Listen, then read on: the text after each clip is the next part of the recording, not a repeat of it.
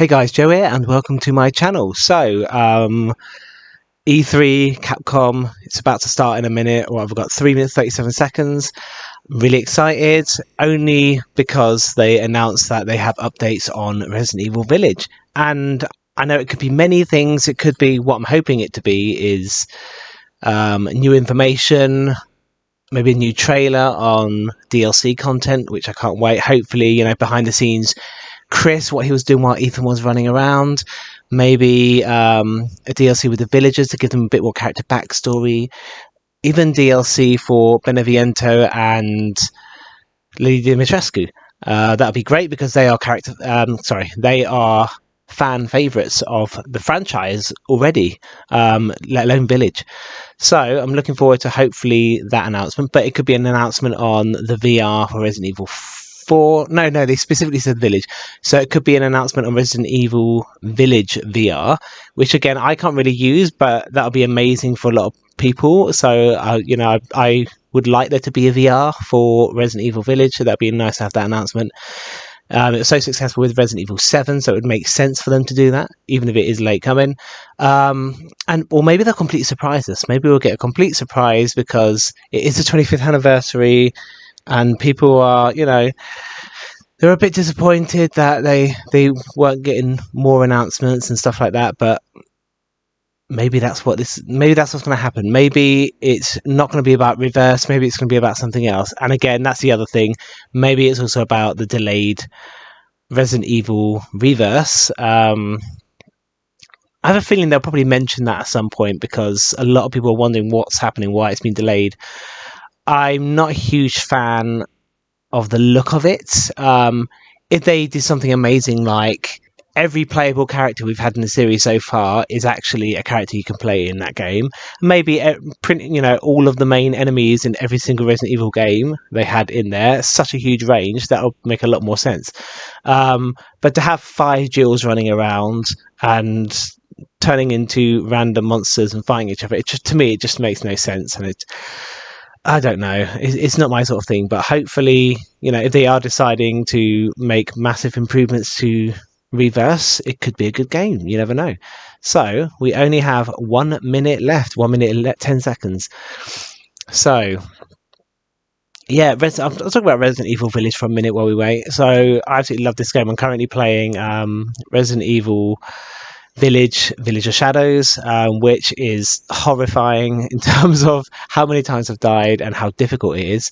There's a lot of similarities, but some items are randomized in boxes, so if you die and you go back to that box, you could have a different item in.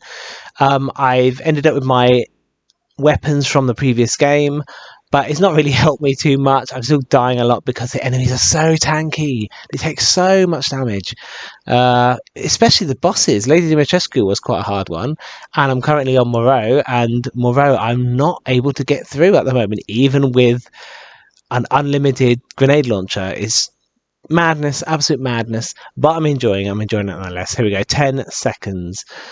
Right, let's get ready.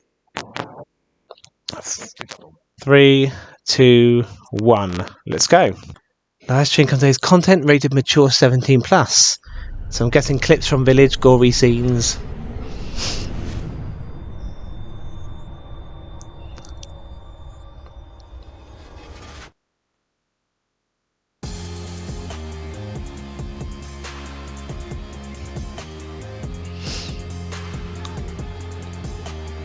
So looking forward to this. I'm also going to react to the Zelda, hopefully a Zelda 2, Breath of the Wild 2 announcement with Nintendo. We'll have to wait and see for that.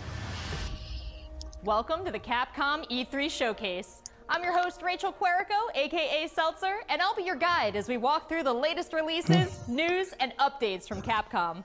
We'll hear from the Resident Evil Village team, share some news from the world of Monster Hunter, and get the latest on Ace Attorney. Then we'll wrap up with some updates from our friends at Capcom Fighters. So what are we waiting for? Let's get started.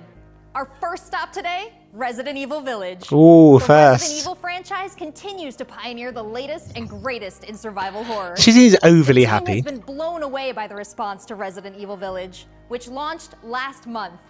It brought the world another chapter in this decades-long story as the franchise celebrates its 25th anniversary this year. I'm honored to be able to introduce Tsuyoshi Kanda, producer on Resident Evil Village, with a special message for the fans.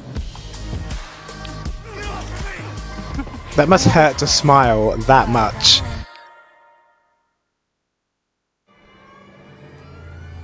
But this was a great game. It was a great game. I really enjoyed it.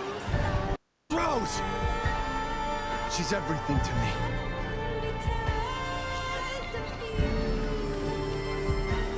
I think it's time you left things in my hands.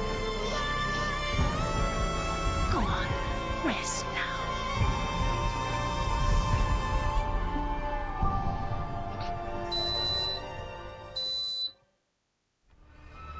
Hi everyone, my name is Tsuyoshi Kanda, producer on Resident Evil Village. I wanted to take this opportunity to thank everyone who's played since we launched the game in May. We hope you're enjoying this new Connection issues. survival horror.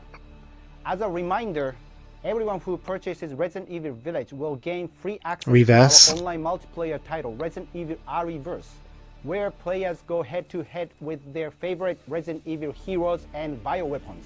I'm now happy to announce that Resident Evil R-Reverse will go live next month across all supported platforms.